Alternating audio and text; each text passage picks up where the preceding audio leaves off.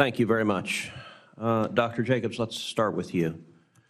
You and I discussed at length yesterday the flooding that occurred in Texas and the tragedy that unfolded.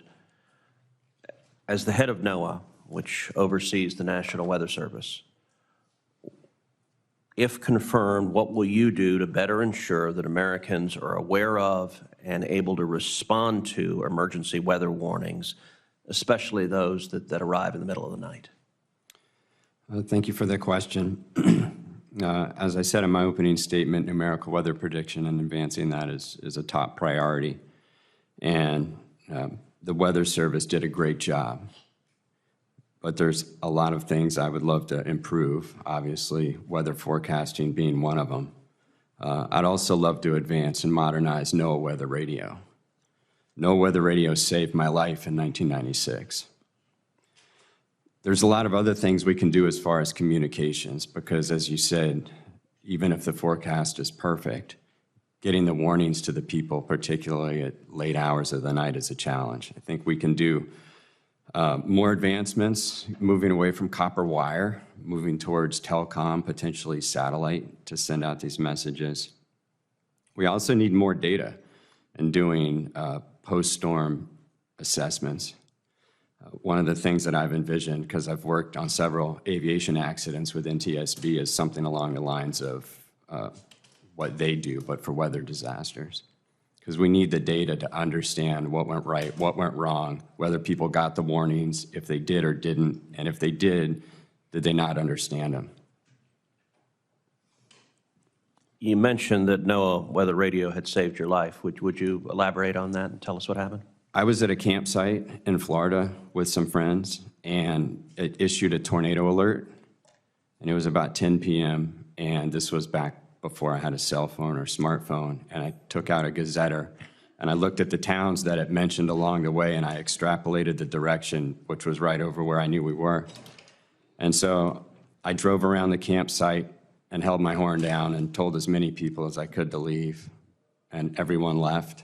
We went further down the coast to a hospital and went into the emergency room because it was the closest brick building.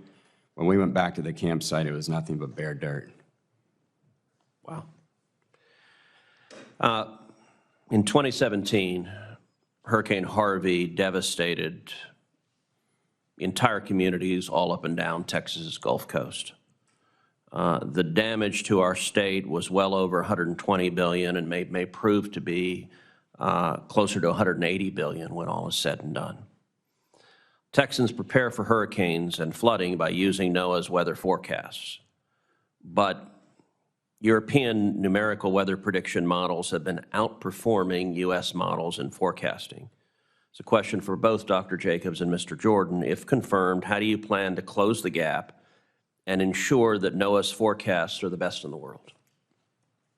Closing the gap is going to require a mix of collecting more and better observations, because these prediction or initial value problems, they all start from better observations, and then data assimilation. So the joint effort for data integration and data assimilation system. One of the reasons why the Europeans have a better model than the U.S. is they use four-dimensional variational data assimilation.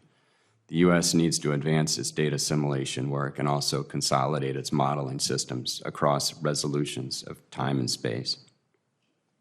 Mr. Jordan. I agree with Dr. Jacobs.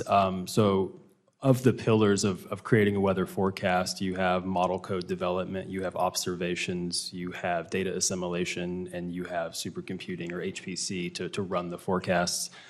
As far as observations goes, we actually absolutely need to push the technology stack forward and ingest new sources of data. But the Europeans also have that same data. So what's the difference between the American modeling and the European modeling? It's part of it is model code development and data assimilation. And I think we need a targeted investment into data assimilation to make sure that we can push that ball forward and have a better weather forecast.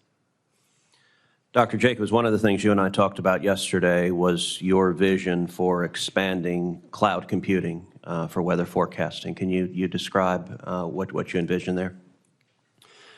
Sure. So one of the things that I think would be a tremendous leap forward for the National Weather Service is the system that they process the information on, called AWIPS. They have to download the data locally, and the higher resolution files get, whether it's data or model output, the longer it takes them to get that information. That's one issue. The other issue is they have to be behind the computer to do this work.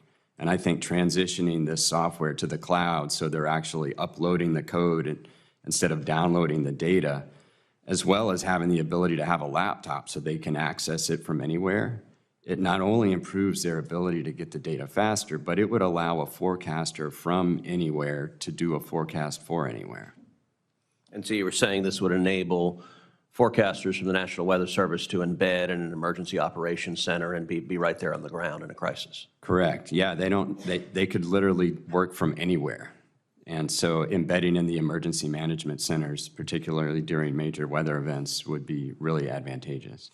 Okay, last question. It is an ongoing problem, particularly in South Texas, dealing with illegal Mexican fishermen, lanchas coming and illegally fishing Texas red snapper.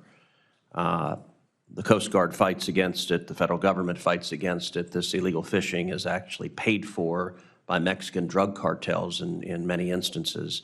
Dr. Jacobs, what more can NOAA do to combat the problem of illegal fishing in Texas? Appreciate the question. IUU fishing, it's another top priority of mine.